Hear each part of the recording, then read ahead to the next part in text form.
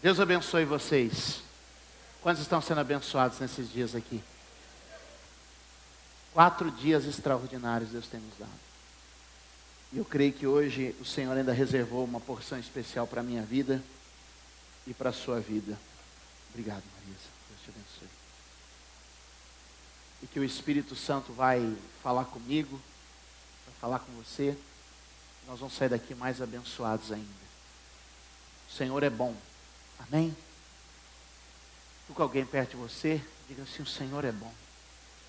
Diga, Ele é muito bom. Diga, isso é só o começo de algo que Ele vai fazer.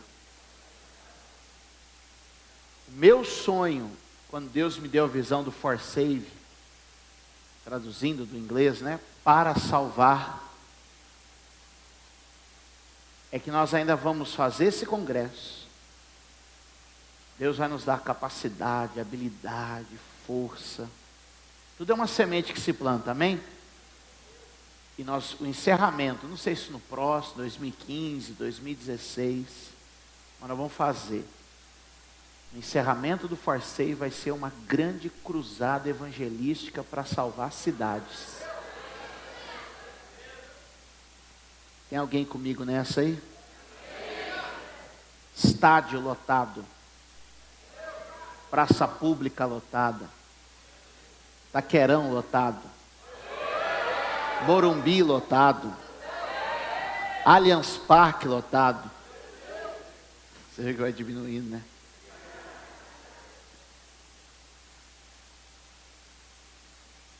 Glória a Deus. Fique de pé, por favor. Olhe para alguém perto de você, nos olhos dessa pessoa, e diga assim: a nossa geração não pode perder o que ela recebeu da geração anterior. Diga: a nossa geração tem o compromisso de entregar uma igreja mais forte, mais firme, mais poderosa, mais santa, mais comprometida. Diga: a nossa geração tem o compromisso de levar o Evangelho para os próximos. Quantos podem dizer amém? Pede para alguém te ajudar em oração. Ora com alguém aí agora, dizendo: Senhor, usa a nossa vida. Ajuda o meu irmão. Me ajuda para que nós possamos alcançar êxito em levar, transmitir, compartilhar a riqueza que recebemos, a riqueza que recebemos, a riqueza que recebemos para a próxima geração, para a próxima geração. Nós oramos nesta noite, Senhor, nós oramos neste lugar, porque queremos entregar uma igreja com mais liberdade, com mais compromisso, uma igreja com mais poder, definida, estabelecida, uma igreja comprometida. Eu oro agora, Senhor, eu oro agora, Senhor, eu oro agora, Senhor, e creio que o Senhor está trazendo a sua graça sobre esta geração. Usa, Senhor, essa noite para nos dar o entendimento, para nos dar a visão, para nos dar a revelação daquilo que o Senhor tem para trazer. Ó Deus, começa a trabalhar nessa nação, que o Brasil não seja entregue ao pecado, que o Brasil não seja entregue à maldade, que o Brasil não seja entregue à apostasia, que o Brasil não seja entregue ao mal, mas que o Brasil seja uma nação santificada na Tua presença, que o Brasil seja uma nação tomada no poder do Senhor. Quantos podem dar glória a Deus? Quantos podem glorificar ao Senhor e aplaudir? O Senhor vai salvar essa nação, e nós fazemos parte deste projeto. Nós fazemos parte dessa obra. Pede para Deus te dar dons agora. Pede para Deus te dar poder para esta obra. Dom de fé, dom de cura, dom de língua, dom de revelação, dom de ciência, dom de sabedoria. Que os dons de Deus estejam operantes na igreja. Diga glória a Deus. Aleluia. Senta um instante.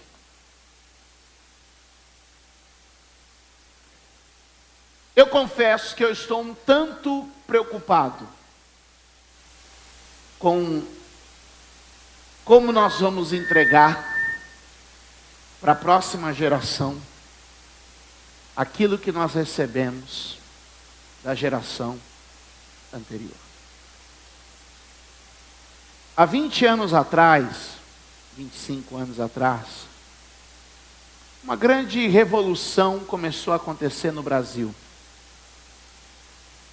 Por meio da música, de estilos musicais diferentes e variados, a igreja teve uma abertura que começou a tocar os jovens. Eu estava mostrando, falei isso aqui outro dia, no YouTube, uns vídeos para os meus filhos. E aí, nós colocamos, eu e a Érica colocamos um vídeo de uns 20 e poucos anos atrás. E eu não estava nesse vídeo, mas a Érica estava. Eu ainda não tinha idade para isso.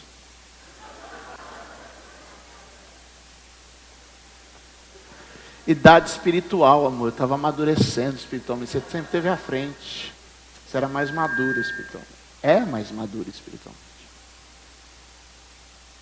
E ela disse, eu estava nesse pedaço aqui, ó. Ficou procurando ela lá. E era um vídeo daquela música do Atos 2. Cristo faz a cabeça. Quem ouviu essa aí? Tem 5, 6. Cristo faz a cabeça. Tem mais gente que ouviu. Mas eles já ouviram remix, regravado. Mas o original, só ela estava lá.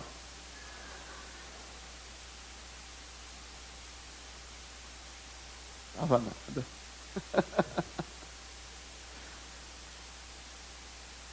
E aquele tempo foi uma revolução, as coisas aconteciam, a gente não tinha tanta música de adoração nesses encontros, mas eram músicas de evangelismo, músicas de pregação, músicas que falavam que Jesus salva, que Jesus liberta da droga, que Jesus tira do buraco, né? Jesus salva, e assim ia. E a igreja se fortaleceu muito nesse tempo, nós ganhamos espaço. Eu sou de um tempo em que ir ao domingo para a igreja com a Bíblia, segurando a Bíblia, você era afrontado na rua, da hora que você saía da sua casa, até a hora que você chegava na igreja. Você passava por piadas, você passava por... Não tinha celular para o cara ficar falando enquanto você está pregando, entendeu?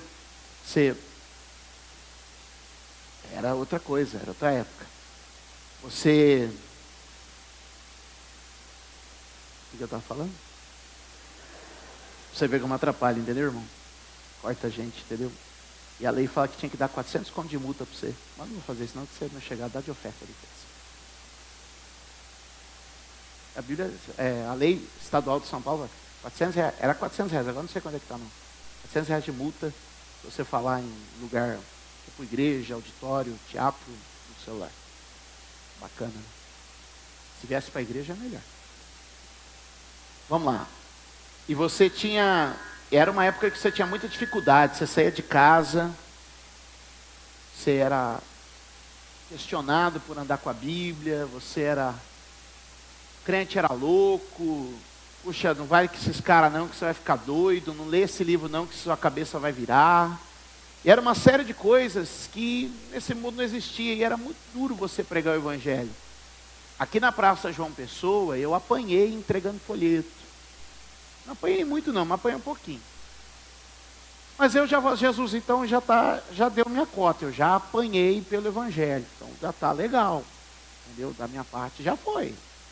O outro só apanhei agora.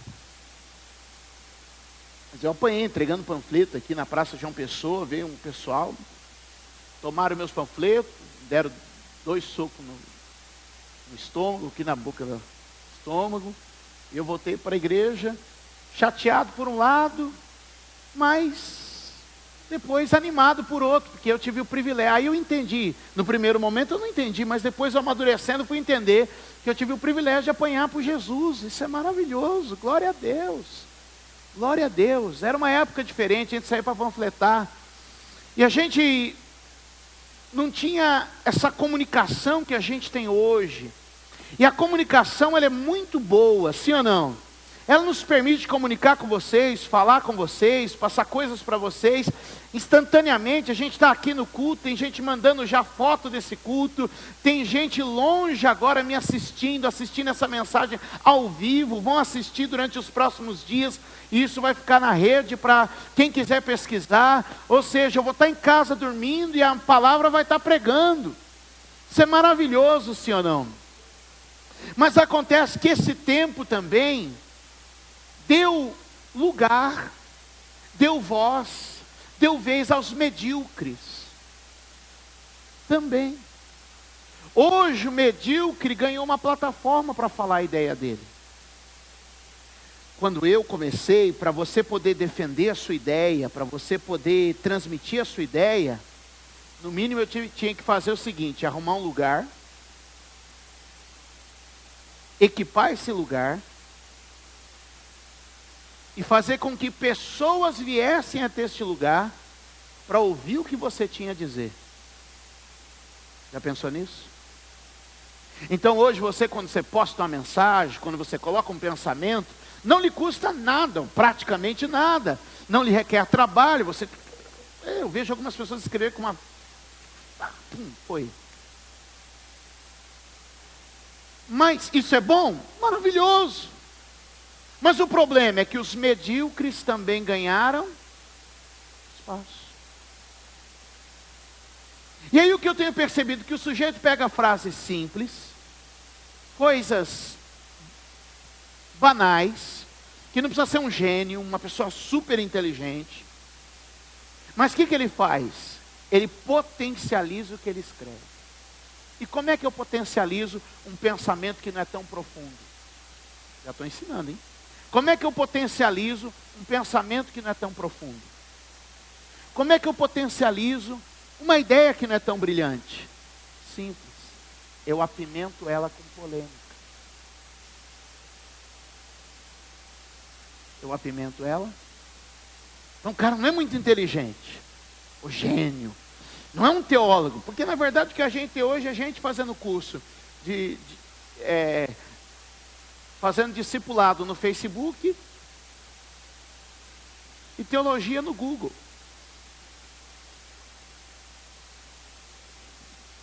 Quem concorda comigo? Eu preciso falar essas coisas para a gente chegar onde eu quero chegar. Amém, pessoal? Eu quero abrir a cabeça de vocês. Então eu sou de um tempo, eu tenho brincado e conversado com algumas pessoas, dizendo assim: eu sou um pastor analógico no mundo digital. Eu tento me atualizar. Eu tento. Assim, ó, de vez em quando vocês veem eu pregando aqui, ó, tablet. Mas virou mexer, eu volto para... É meio que ainda uma fase de transição. E aí ele apimenta isso com um pouco de maldade, crueldade, malícia. E aí isso vaza, polêmica, isso vai longe, mas sem fundamentos. E sem olho no olho. Porque enquanto alguém está ali, ó, escreve, escondido na sua casa, no conforto do seu lar, sem nenhum compromisso ou comprometimento para defender aquilo que acredita, os pastores estão aqui, atendendo a pessoa que chega com problema, a pessoa que chega com uma necessidade, acompanhando, orando, ouvindo, caminhando. É uma outra coisa, o preço do discipulado é muito mais alto, porque você tem que caminhar junto. E aí o que acontece? Puxa, eu tenho uma pessoa que lá por trás do computador, ele solta suas ideias, mas não é carne e osso, eu não convivo com ele.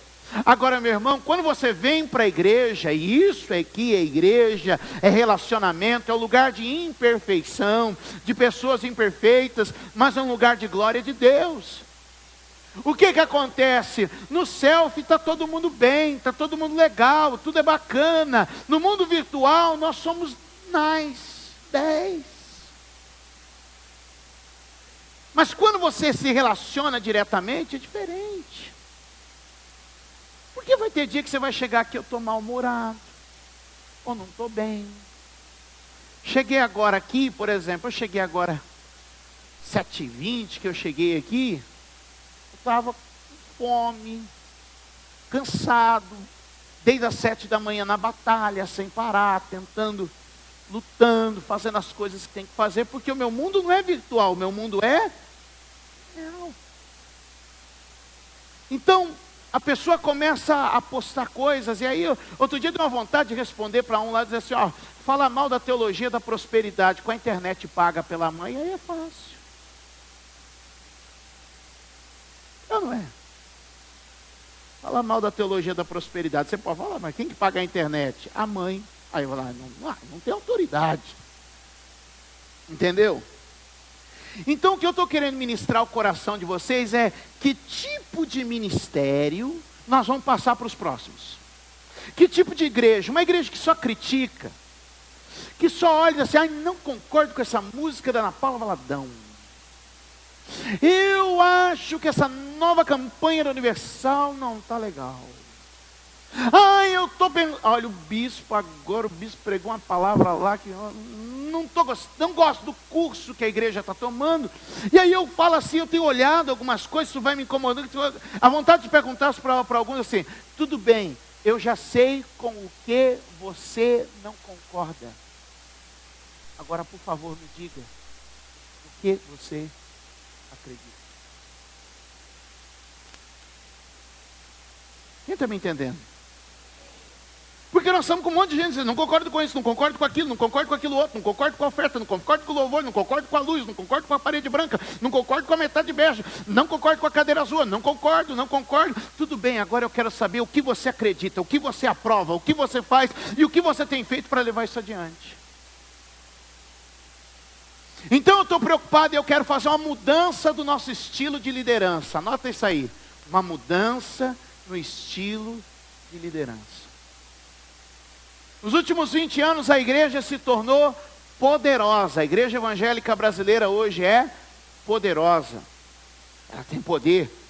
Ela pode decidir uma eleição. Ela tem poder financeiro para grandes realizações. Nós nos tornamos espertos, hábeis. Podemos fazer os melhores eventos. Talvez um dos maiores eventos dessa cidade, se não o maior, é realizado por esta igreja. Um mega evento, um grande evento, realizado por uma igreja. Chamado certa vez na Secretaria de Cultura, ouvi o seguinte, olha, nem o carnaval, nem a festa do peão consegue fazer a festa que vocês fazem. Me explica o segredo. A igreja se tornou poderosa, capaz de realizar, capaz de fazer algo como isso que nós estamos dizendo aqui. Irmãos, há tempo passado isso era um sonho, era uma coisa muito distante. Mas olha que coisa extraordinária nós estamos tendo nesses dias, desde quarta-feira. Isso era algo muito longe, lá 25, 30 anos atrás. Aonde eu quero chegar com vocês nessa conversa que nós estamos tendo aqui hoje? Que nós precisamos tomar um novo rumo na liderança. Eu já entendi que a igreja se tornou capaz, é isso que eu estou querendo dizer. A igreja se tornou, a igreja faz programa de televisão, a igreja constrói prédio, a igreja realiza projetos, a igreja alcança pessoas, planta igreja fora do país, atende crianças carentes no bairro, constrói um grande templo. A igreja hoje sabe fazer. Mas eu tenho percebido, e aqui vem um questionamento do meu coração. Eu queria que você me desse alguns minutos para me ouvir. Será que essa igreja que sabe fazer, sabe também formar? É uma pergunta que eu faço. Será que esta igreja que sabe fazer, está também sabendo formar? A liderança que eu quero propor com vocês aqui hoje, não é uma cultura de sucesso, nem um caminho de vitórias. A proposta que eu quero ter com a igreja aqui hoje, se você pode receber isso, é a mudança do nosso DNA. É a mudança daquilo que somos por dentro. Algumas lideranças estão presas ao resultado. Existe hoje um estilo de liderança voltado à meta, ao objetivo, ao alcançável. Mas o que eu quero propor aqui hoje, onde o nosso alvo principal seja o homem. Não é apenas o alvo que vamos atingir, 1.500 jovens celebrando no próximo For Save. É bom? Sim, mas o que eu estou querendo dizer é que o nosso alvo é a transformação de cada indivíduo em um indivíduo melhor, tomado de um DNA espiritual, cheio de Deus, que possa transmitir à próxima geração características, uma herança espiritual poderosa. Diga para alguém perto de você, diga: você foi chamado para ser um agente de mudança. Você foi chamado para transformar atitudes, para mudar as crenças, para rever os motivos. Diga: eu fui chamado para caminhar com você nisso. Quantos podem dizer amém? Alguns princípios que eu queria que você guardasse no seu coração. Princípio número 1. O primeiro sinal de Jesus foi transformar água em vinho. Quantos podem dizer amém? Querido, o primeiro sinal de Jesus aponta para algo muito importante. Chegou um tempo de transformação. O evangelho de João é diferente dos demais evangelhos. Mateus, Marcos e Lucas são chamados sinóticos porque caminham numa linha. João caminha numa outra linha. Diferente dos outros que têm um objetivo de informação, o evangelho de João tem um objetivo de revelação. Todo milagre no evangelho de João é chamado de sinal. Todo milagre no evangelho de João é chamado de sinal. E por que é chamado de sinal e não milagre? Por que João escolhe usar uma palavra que para nós parece ser igual, mas que tem um sentido que traz um outro peso quando a gente pensa? Ele chama de sinal por quê? Porque sinal não é um fim em si mesmo. Sinal aponta para algo maior. Sinal aponta para alguma coisa. Sinal aponta para alguém. O que João está querendo dizer é: cada milagre que eu vou registrar no meu evangelho vai apontar uma verdade. Diga para alguém perto de você: cada milagre no evangelho de João aponta uma verdade. Então, meu irmão, quando você lê um milagre no evangelho de João, é diferente de ler nos outros. Lá nos outros ele te mostra o poder de Deus para fazer, a capacidade de Deus para fazer. João mostra o poder de Deus para fazer, a capacidade de Deus para fazer, mas dentro de cada milagre há algo que está querendo ser revelado para nós. Qual o primeiro milagre de Jesus? Receba isso na sua vida. Jesus está dizendo: a primeira obra é uma transformação. Primeiro milagre, transformar água em vinho. Primeira mensagem, Marcos capítulo 4, capítulo 1, verso 14 e verso 15, traz a primeira mensagem de Jesus. Sabe qual a primeira mensagem de Jesus? Arrependei-vos. Se o primeiro milagre é a transformação, a primeira mensagem é a mudança da mente. Portanto, transformação também. Deus está querendo gerar um ambiente de transformação aqui entre nós. Hoje Deus vai mexer conosco neste lugar, a ponto de provocar transformações. Eu estou aberto para mudanças nesses 4 dias. E Deus sabe o quanto eu tenho sido abençoado aqui, porque eu creio que o nosso Deus está nos transformando. Sim, o primeiro sinal, transformar água em vinho. A primeira mensagem é a pregação da mudança da mente. Diga, eu preciso mudar a minha mente. Diga glória a Deus. Romanos 12:2 diz a transformação do pensamento para conhecer quão boa, agradável e perfeita é a vontade de Deus. E qual é a primeira chamada?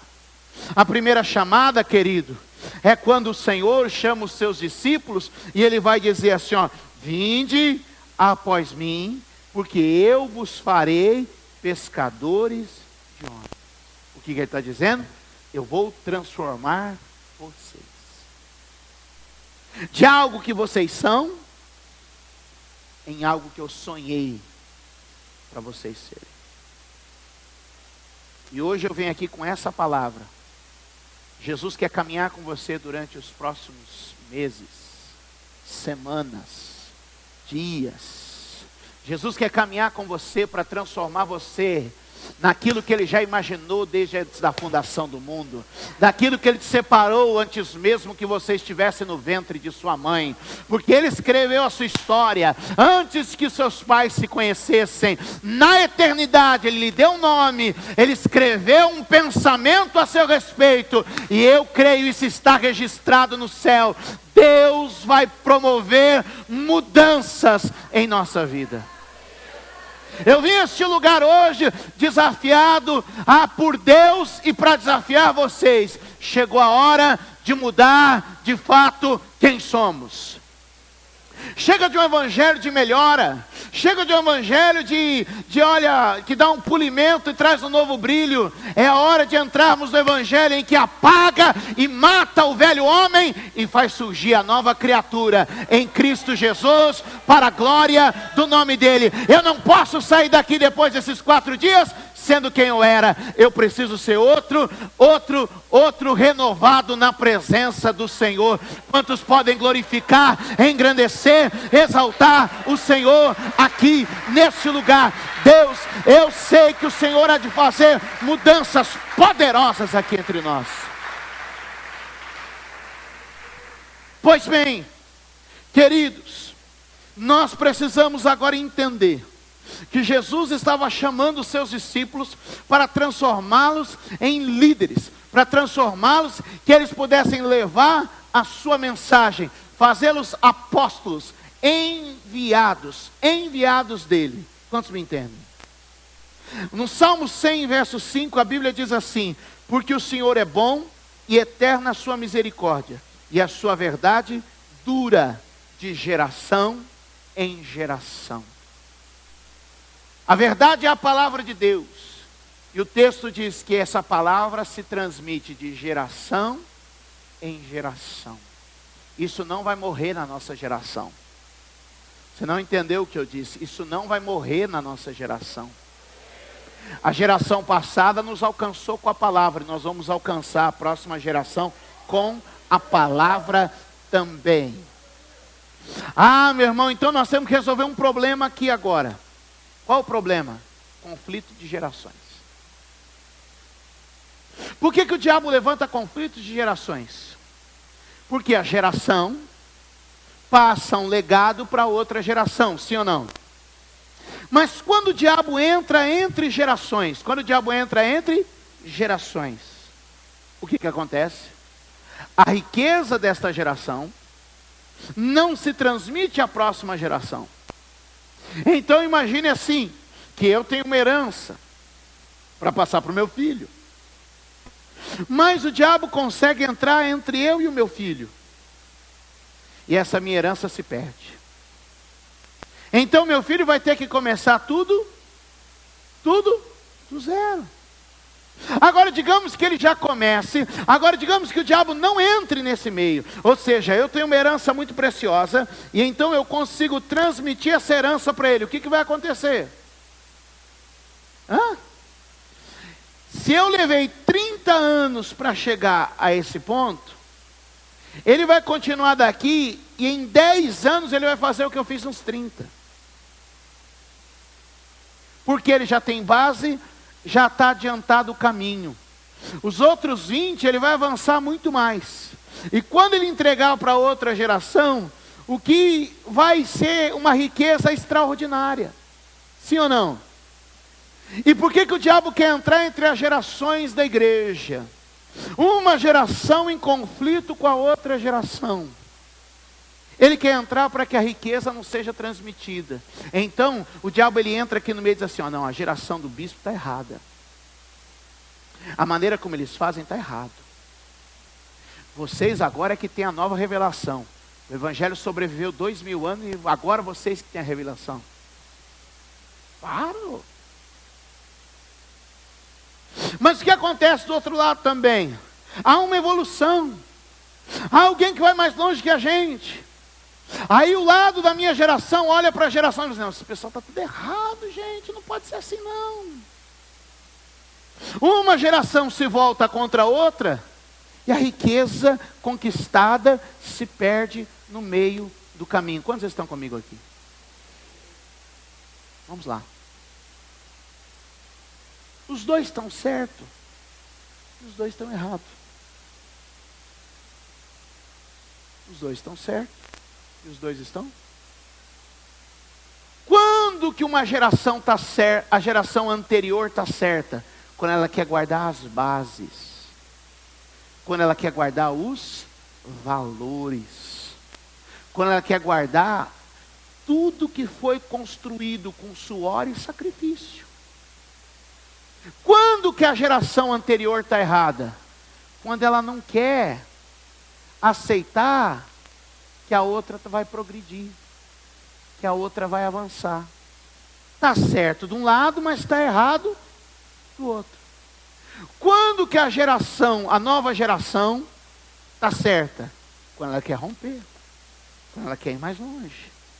Mas quando que ela está errada? Quando ela quer fazer isso, ignorando o que os outros fizeram, ou desconstruindo o que os outros fizeram. Agora você consegue entender quão poderoso seria o casamento da sabedoria da geração anterior, com a disposição, a visão, o sonho, o gás da nova geração? E se nós conseguíssemos somar isso num projeto de mentoria e discipulado, treinador e jogadores, experiência e força. Se o diabo não entrar em nosso meio com um conflito de gerações, eu olhar para os pastores, e eu tenho muito carinho pelos pastores que vieram antes de mim, tenho muito carinho por eles, admiração e honra, porque eu sei que eles construíram algo que eu estou desfrutando. Eles abriram um caminho, e quando que eu sou enriquecido? Alguns deles não têm igrejas com o volume que a minha tem, mas eles têm ministérios sólidos e poderosos que podem inspirar a minha vida, e eu recebo a riqueza deles junto com a minha força, as oportunidades que eu tive, o dinamismo que a juventude me deu, e eu levo isso adiante. Então, se alguém me pergunta, bispo, o senhor conseguiu romper? Pela a minha idade hoje, eu estou à frente de muitas pessoas, porque para o pastoreio que eu tenho, eu ainda sou jovem, o pessoal se admira da minha idade e o meu ministério. Mas o que eu fiz? Eu peguei toda a minha força e gás e somei com a riqueza da geração que veio. Eu não desprezei, não rompi, não ignorei, eu somei. O que aconteceu? Eu potencializei o poder de Deus na minha vida e o plano de Deus. Se nós rompermos hoje esse conflito de gerações, respeitar quem plantou atrás da gente e seguir em frente com essa mesma visão, querido, Deus vai fazer uma revolução nessa nação. E o que está me preocupando é que está levantando tudo aquele discurso que eu comentei com você no início, e aí é onde eu queria chegar. O que está me preocupando é que nós estamos vendo uma geração que está se levantando pelas facilidades da comunicação de hoje para desconstruir tudo que os outros fizeram. Você concorda comigo que quando você abre o seu Facebook hoje, você encontra muitas críticas a qualquer trabalho estabelecido na igreja. Quem concorda comigo? Ou só eu percebo isso, ou só eu sou incomodado com isso. Muitas críticas, meu amado, de gente que não sabe o que era fazer um evangelismo, e o povo caindo endemoniado, mas a rodo, o diabo tomando conta de tudo, e a igreja, correndo atrás, para libertar essa nação. O céu era fechado, para conseguir uma música igual a essa que a gente tem hoje, alguma coisa, para ter recurso para um salão como esse, o céu era fechado, mas alguém rompeu, veio outro e pegou. Pelo amor de Deus, não desconstruam o que foi construído até aqui. Pelo amor de Deus, eu venho apelar a vocês, eu venho pedir a vocês, como alguém que está dizendo assim, por favor, não desconstruam o que a minha geração trouxe até vocês. Peguem isso, levem adiante, aperfeiçoem, lapidem, melhorem sim, mas não desfaçam o que está feito. A Bíblia diz, não removam os marcos antigos. É um grito desesperado. A gente precisa resolver esse conflito de geração. Quem está me entendendo? A gente vai ter que recuperar algumas coisas. Rapidinho.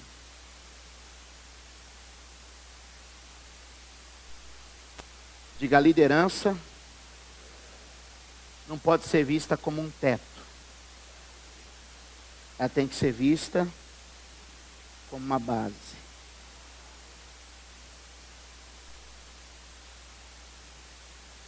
Aonde nasce a rebelião? Eu preciso sair, porque ele vai ser um teto. Aí a gente precisa entrar no acordo.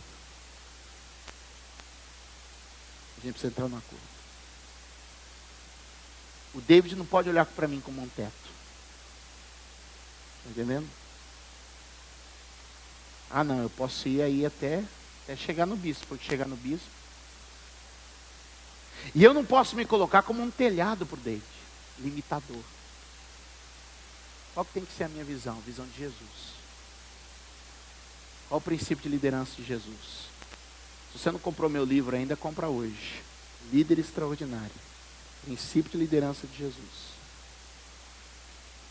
Jesus disse assim em João 14. Olha o que ele disse lá. Na verdade vos digo, que aquele que crê em mim, também fará as obras que eu. Jesus colocou o discípulo onde? Para as obras que eu. Está colocando do lado. Aí Jesus não para por aí. O que ele diz? E fará maiores do que estas, porque eu vou para o Pai. Vem cá, David, rapidinho. Olha o que Jesus está dizendo, é o seguinte, a visão de Jesus. A visão humana é o seguinte, você é meu discípulo, então você fica sempre atrás de mim. Sempre. O que eu sou? Sou um teto. Aí Jesus diz assim, quem é meu discípulo, vai fazer as obras que eu. Para onde ele veio? Mas só que é o que Jesus disse assim, isso aqui é um princípio de liderança poderoso. Se você entender isso aqui, ninguém vai segurar a gente. Ninguém vai segurar a gente. Aí ele diz assim, faz as mesmas obras que eu faço. Aí ele mete uma vírgula. E fará ainda. E por que vai fazer maiores? Porque o líder, Jesus, vai ao. Significa o quê? Que enquanto ele está indo adiante, Jesus está aqui, ligado ao Pai, dando a eles a condição de ir adiante. Qual que é a visão? Quando esses meninos sobem aqui, e aí eu tenho que ser honesto. Eu podia fazer melhor que eles algumas coisas? Claro. Eu tenho experiência, eu tenho preparo, já estou rodado. Já andei o Brasil inteiro, já fui aqui e ali. Podia fazer melhor? Não, meu filho, vai lá abrir o culto. que eu vou ficar aqui debaixo com a mão estendida. Não, André, vai lá fazer oferta. Pode fazer oferta lá, André.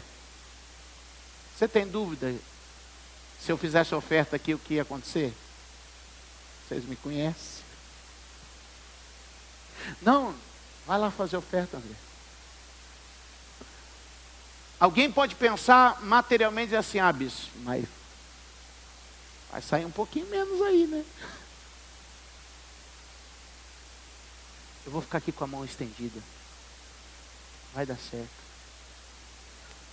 Entendeu? Ô João, pega esse culto aqui, João. Vai lá. Deus vai te usar. Ô Aurilene, assume esse trabalho aqui, ó. Vai lá. Deus vai te usar. Ô David, vai lá, porque eu vou junto do Pai e vou interceder por você. Pode ir que você vai mais longe. O que o líder está sendo? O líder não está sendo teto. O líder está sendo, ó, base. O líder não está achatando ele. O líder está levantando ele. Esse é o princípio da liderança de Jesus. Ele não pode olhar para mim como teto. E eu não posso olhar para ele como piso. A gente tem que inverter essa posição. Eu te coloco do meu lado para te empurrar mais para frente. E sabe o que vai acontecer? De geração em geração, essa verdade não vai se perder. Obrigado.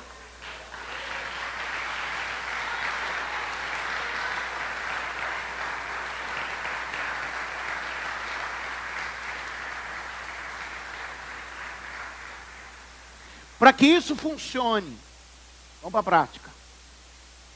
Para que isso funcione, nós vamos ter que resgatar a visão da honra e da paternidade. Nós vivemos em um mundo onde a honra está perdida.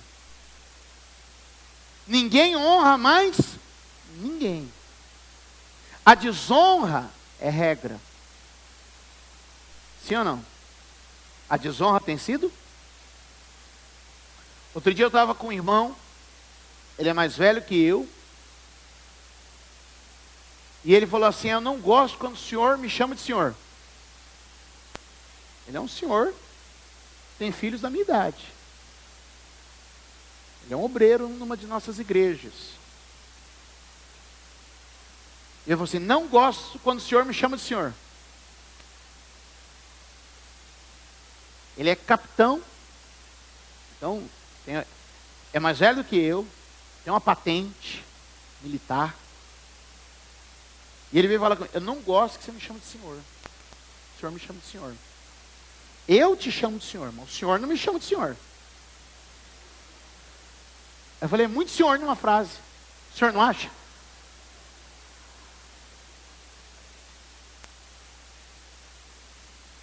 Então, bispo, não me chama de senhor. Eu falei, então o senhor vai falar com a senhora, minha mãe. Porque ela me ensinou a tratar de senhor. Nós estamos vivendo a cultura da desonra. E nós precisamos hoje recuperar a cultura da honra. Eu fiz aqui o dia da honra, não lembro, fiz um seminário sobre honra aqui na igreja. A palavra honra quer dizer peso. Você tem que reconhecer o peso, o valor que essa pessoa tem. Honrar é reconhecer peso, reconhecer valor. Nós precisamos resgatar a cultura da honra. Essa cultura da honra sendo resgatada vai recriar elos entre gerações e o evangelho não será perdido. Quem está me entendendo? A cultura da honra e da paternidade. Se por um lado os discípulos precisam honrar, por outro lado, o discipulador precisa ser como um pai. Ter esse sentimento de pai. Olhar para ele como filho. Levar a geração mais adiante. Olha algumas coisas dinamicamente na Bíblia para a gente poder encerrar. Eu sei que Deus vai te abençoar. Vem comigo para Mateus. Olha o princípio do Evangelho.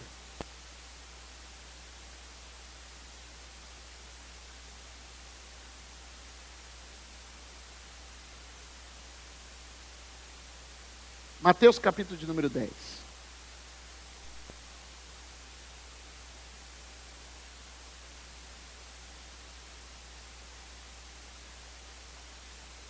Podemos ir até 10 horas? Posso ir até 10 horas?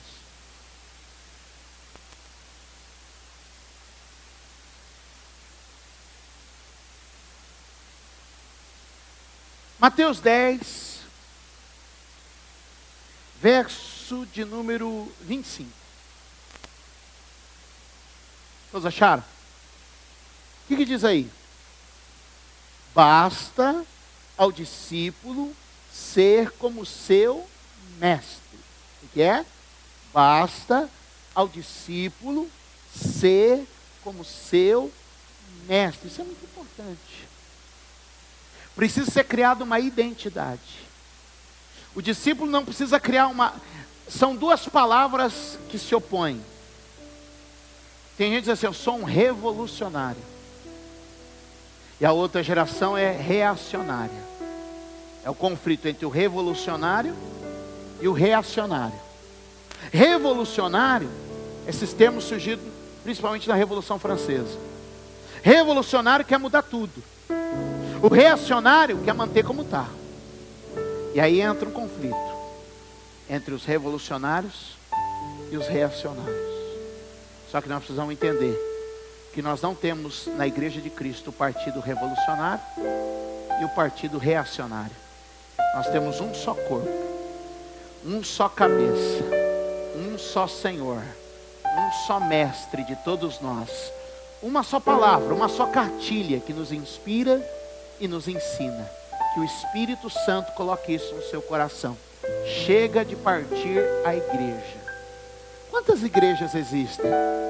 Denominações existem muitos, grupos ministeriais existem muitos. Mas quando eu leio a Bíblia, igreja existe uma só. Uns falam mais alto, outros falam mais baixo. A liturgia é diferente, mas existe um princípio. Quem crê que Cristo morreu na cruz, pagando o preço dos pecados, reconciliando o homem com Deus, tem aquilo da fé que é necessário para se tornar filho de uma única família e fazer parte de uma única igreja, porque não existem duas igrejas.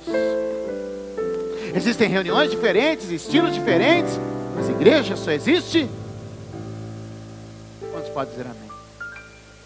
Então ele diz assim, ó, basta o discípulo ser como seu mestre. Não pode haver conflito, precisa haver identificação. Aí no verso de número 40, olha o que ele vai dizer, se você for como eu. O verso 40 diz assim, e quem vos recebe a mim, me recebe, e quem me recebe a mim, recebe aquele que me enviou. Olha 3 gerações. O Pai envia Jesus. Quem recebe Jesus, recebe o... Jesus envia os discípulos. Quem recebe os discípulos, recebe. Por consequência, recebe o...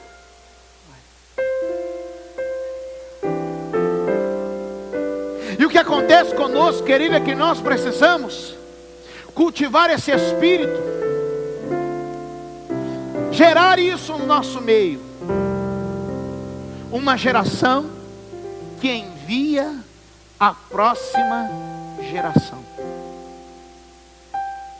Uma geração que envia a próxima geração. Atos capítulo de número 15.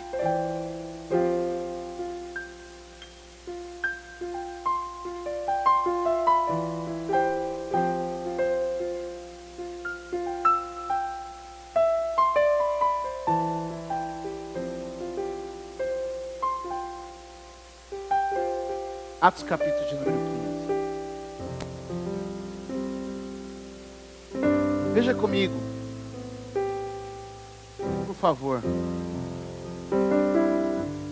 Há uma reunião do Conselho Apostólico de Jerusalém.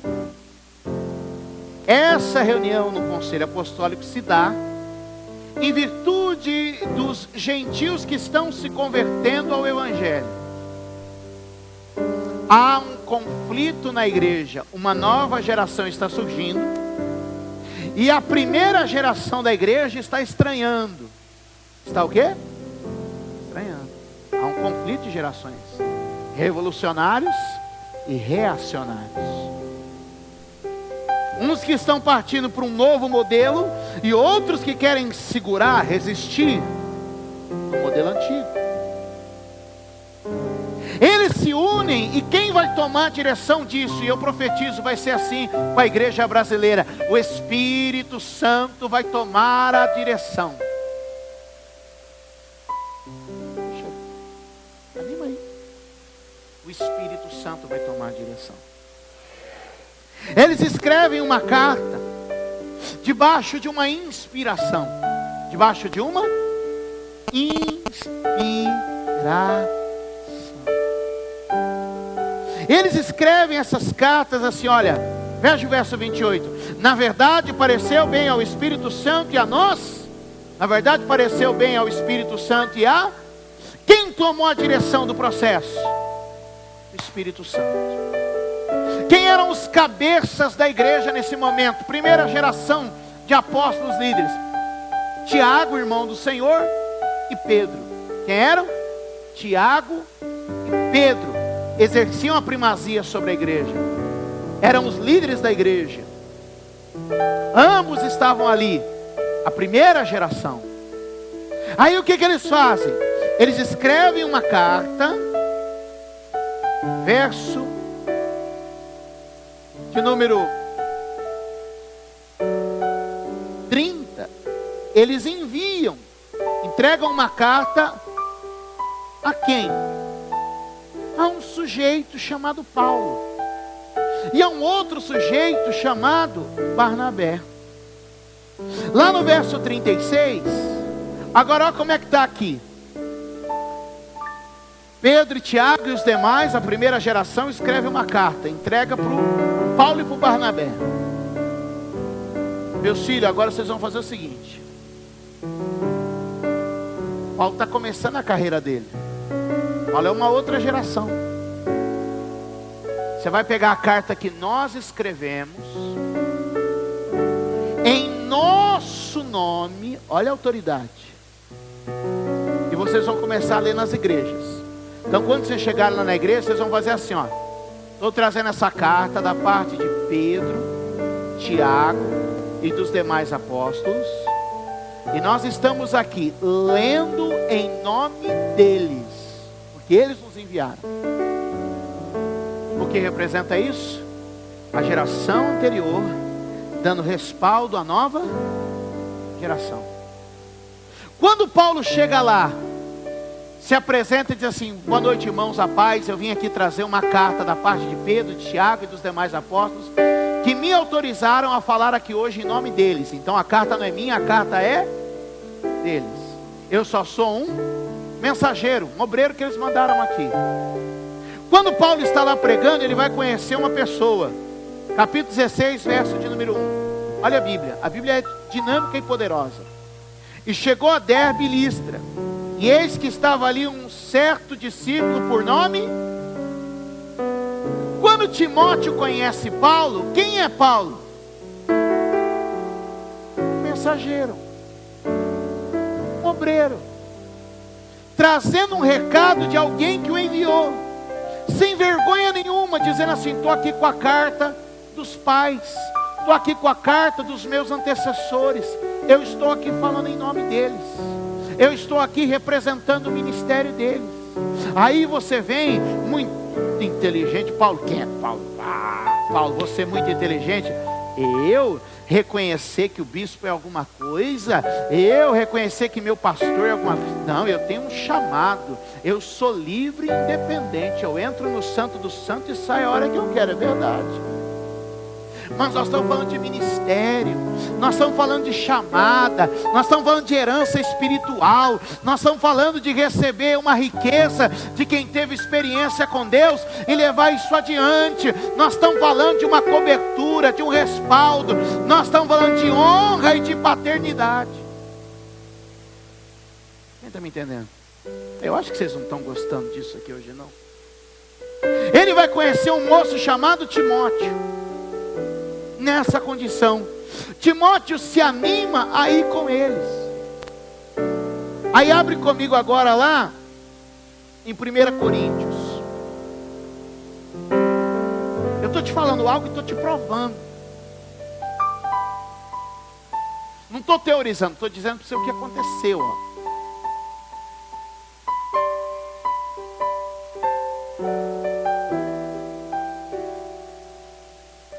Olha lá, verso de número 17 do capítulo 4.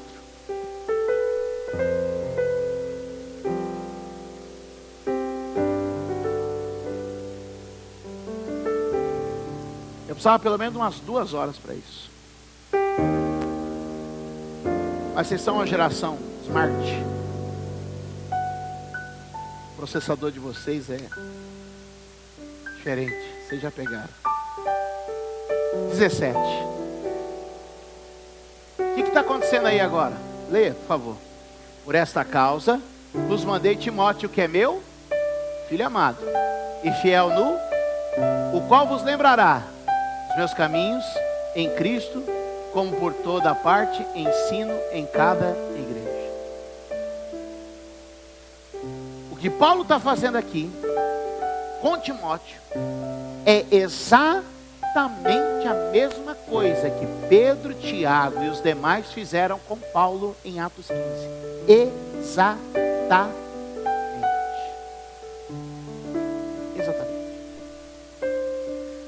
Atos 15, veja lá. Paulo vai com uma carta em nome dos apóstolos da geração anterior. Coríntios. Timóteo chega com uma carta.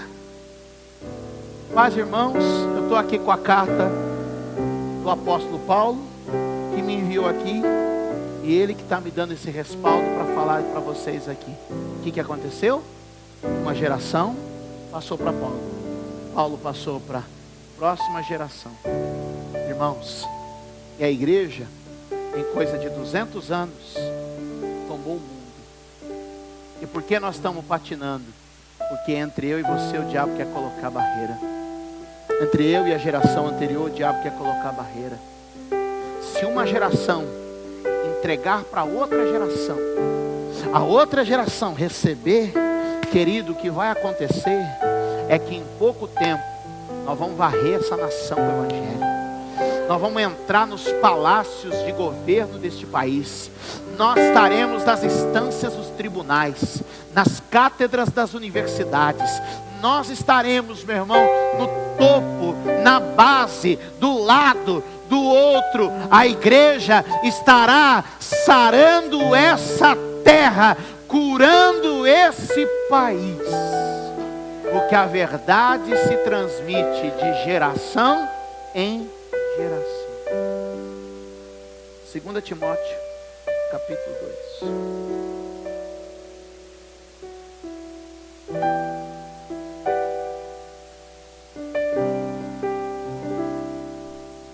Ainda tenho 5 minutos que vocês me deram.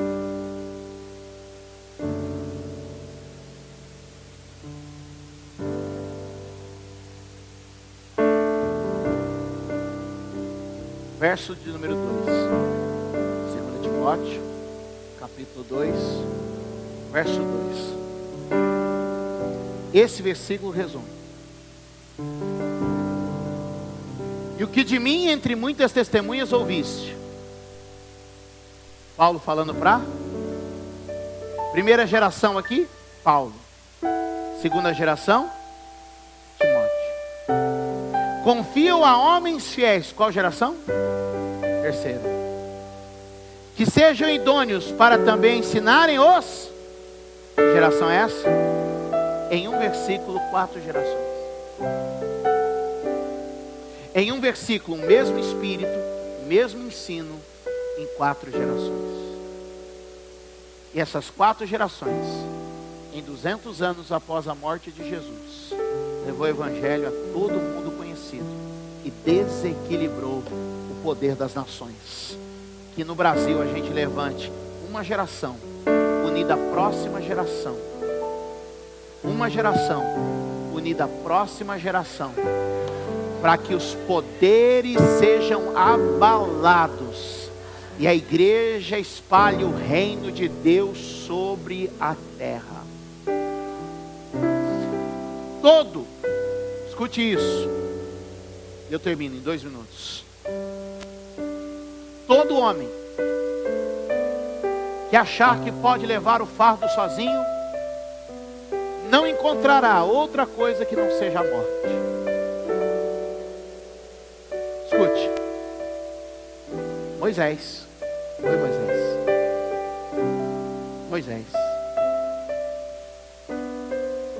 Moisés está levando o fardo, a carga. Ele não tem outra palavra senão dizer: Deus, me mata. O que ele falou para Deus? Me mata, porque eu não consigo. Deus fala assim: Moisés, junta 70, traz 70. Eu vou tirar do seu espírito.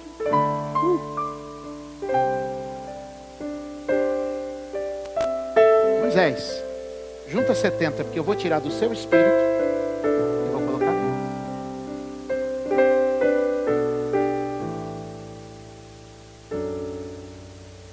Moisés junta 70. Deus tira do espírito de Moisés e coloca no 70. Moisés precisa morrer.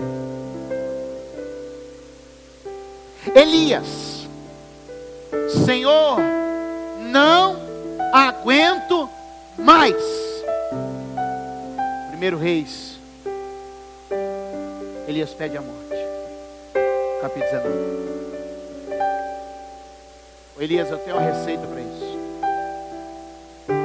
Come o pão e a água que eu estou dando para você.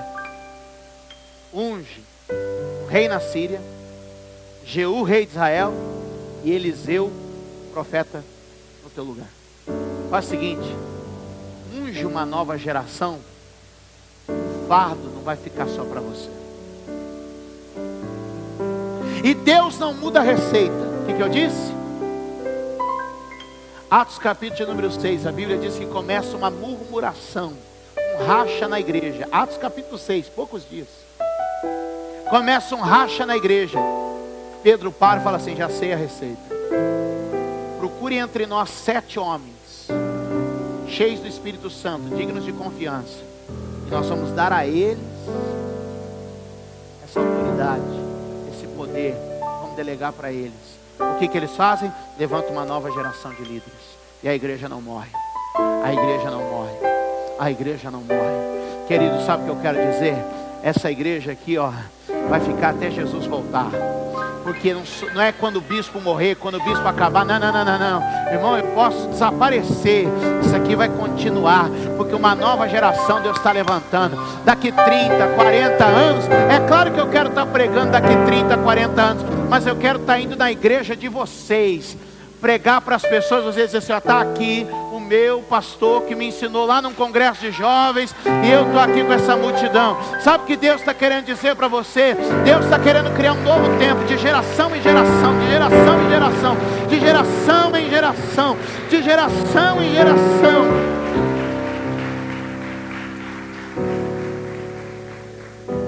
Esses dias eu fui na igreja de um filho meu, que eu ganhei, batizei, discipulei, ordenei pastor e enviei. Ele é pastor lá em Itatiba. Ricardo é o nome dele.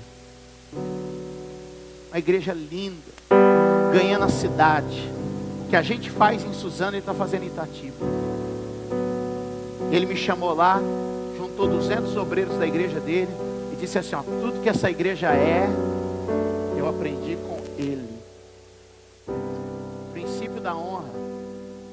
O que acontece? A unção flui, a bênção segue, o poder de Deus vai. Ah, meu irmão, se você entendeu o que o Senhor tem para nós aqui essa noite, Deus quer tirar do Espírito e compartilhar o Espírito. Deus quer que você viva nessa mesma dimensão.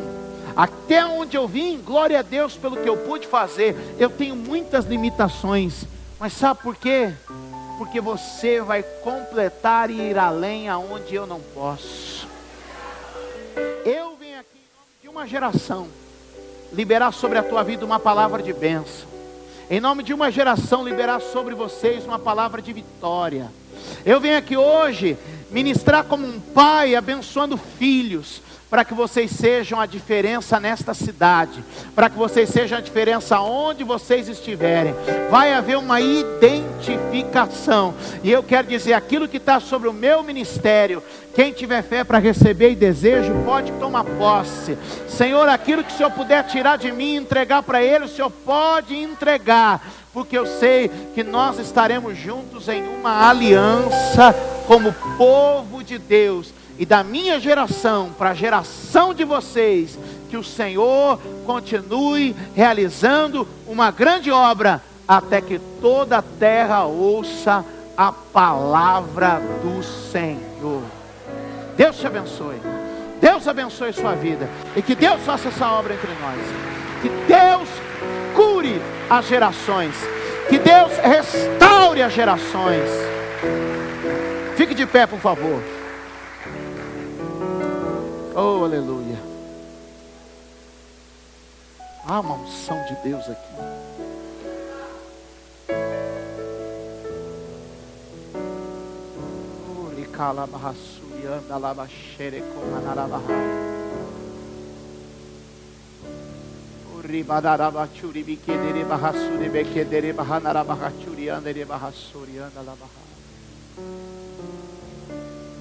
Espírito de Deus,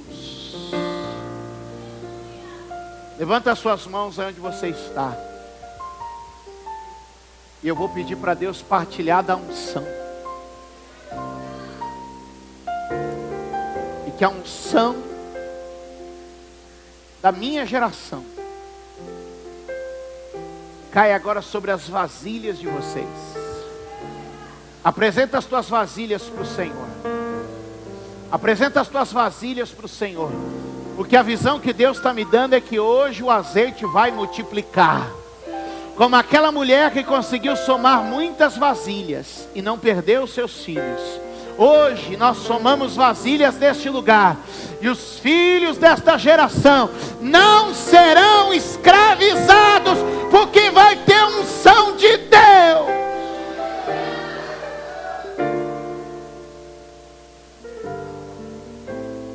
E recaia, Senhor, da unção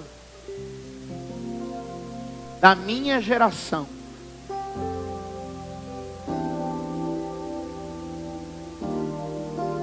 sobre os filhos que contemplamos nesta noite. Os filhos que contemplamos aqui neste lugar. Senhor, eu peço a Ti agora que todos eles possam receber essa transformação no seu DNA, no seu interior. Que todos eles, ó meu Pai, possam receber os princípios para levar adiante o que foi construído, para levar em frente o que o Senhor está gerando. Porque o derramar do Espírito Santo compreende velhos e jovens, pois o Senhor disse: os velhos sonharão, e os jovens terão visão. O que os velhos sonharem será nos olhos dos jovens, em nome de Jesus.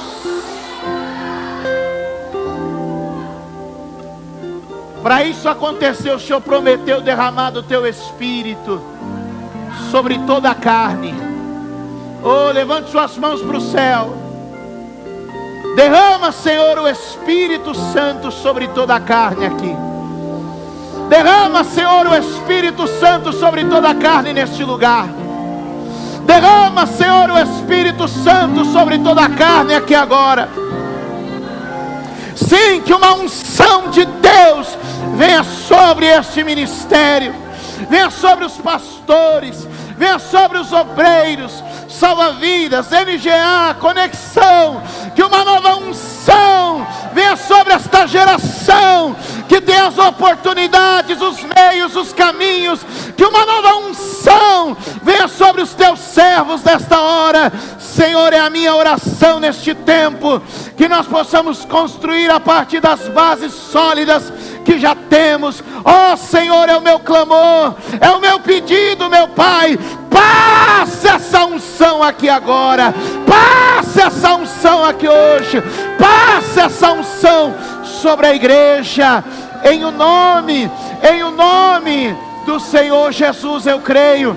Deus está ungindo uma nova geração, Deus está liberando uma nova geração, Deus está liberando uma nova geração, Deus está liberando uma nova geração, Deus está liberando uma nova geração, Deus está liberando uma unção. Oh, eu queria que vocês fizessem uma oração agora, dizendo: Deus, nos ensina a resgatar a honra e a paternidade. Deus nos ensina a honrar os que estão antes de nós. Deus nos ensina. Clama isso a Deus que Ele vai te ensinar. Eu não sei se você percebeu, quando o pastor Davi Lago subiu no púlpito, ele disse assim: eu trago um abraço do pastor Jorge Linhares. Quando ontem o Marcos Madaleno subiu no púlpito, ele diz assim: eu trago um abraço do pastor Calito Paz. Por que eles são hoje líderes das maiores juventudes do Brasil em reunião? Por quê? Porque estão em aliança com a geração anterior. Ei, escute isso. Isso deve ter relevância e importância. Quando Davi derruba Golias, não perguntem em que academia ele foi treinado para tirar pedra. Não pergunta qual a experiência que ele tem. Fazem uma única pergunta e insistem ela por 3 vezes. Toda a cadeia de comando, escute isso, isso é poderoso. Toda a cadeia de comando do exército de Israel é mobilizada em cima de uma pergunta depois da queda de Golias: de quem esse moço é filho? O rei pergunta: de quem esse moço é filho? O general que está do lado, não sei. Então procura saber.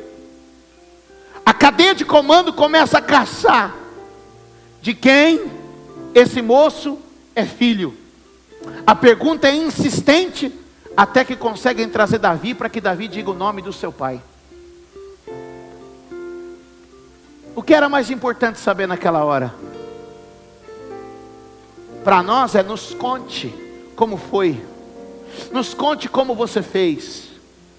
Na Bíblia, era mais importante saber quem gerou você, a que geração você pertence, quem enviou você para cá, quem mandou você para cá, quem conduziu você até aqui, quem treinou você, quem ensinou você. Era mais importante honrar a geração anterior do que aquele que tinha acabado de fazer um grande feito. Não estou aqui, meu irmão. Eu tenho pessoas que antes de mim acreditaram, deram oportunidade. Eu me lembro de um diácono chamado Nelson Fontana. Eu pedi para ele dizendo: eu quero pregar, eu sinto que Deus me chamou para pregar. Ele se empenhou para conseguir um dia na igreja que eu pregasse. Ele convenceu o pastor a não pregar para que eu pregasse. Pastor Leonildo de Oliveira, hoje apóstolo Léo, deixou pregar na igreja dele, deixou ministrar lá. Meu sogro, pastor Osvaldo, me deu oportunidade. Eu pregava manhã, tarde e noite, tantos dias por semana. Foi onde eu desenvolvi pregando diariamente. Pastor Danilo Santos Pinto acreditou no meu ministério e investiu. Hoje, muitas vezes eu tomo conselho com o Silmar Coelho. Outro dia passei um dia inteiro com o Josué Gonçalves, no escritório dele, na chácara dele, almoçando, tomando um café da tarde, o dia inteiro conversando. Pessoas que me influenciam.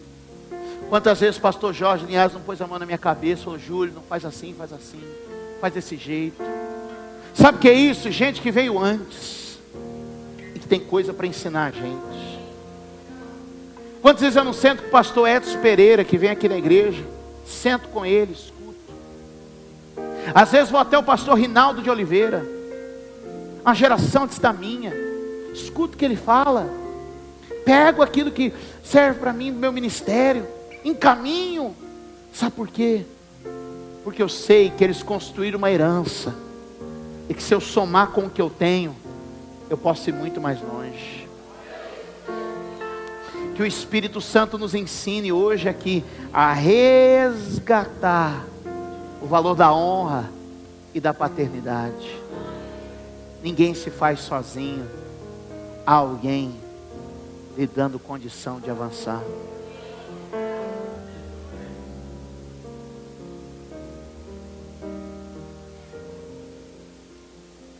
Deus me colocou aqui hoje para falar isso com vocês.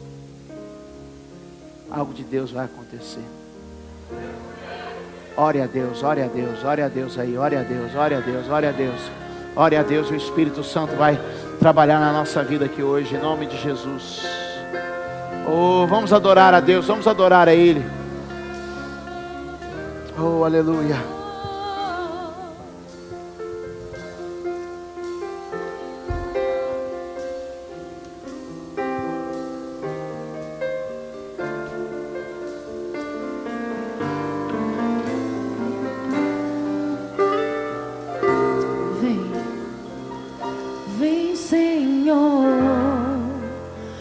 Toma minha vida, vem com tua glória e enche este lugar.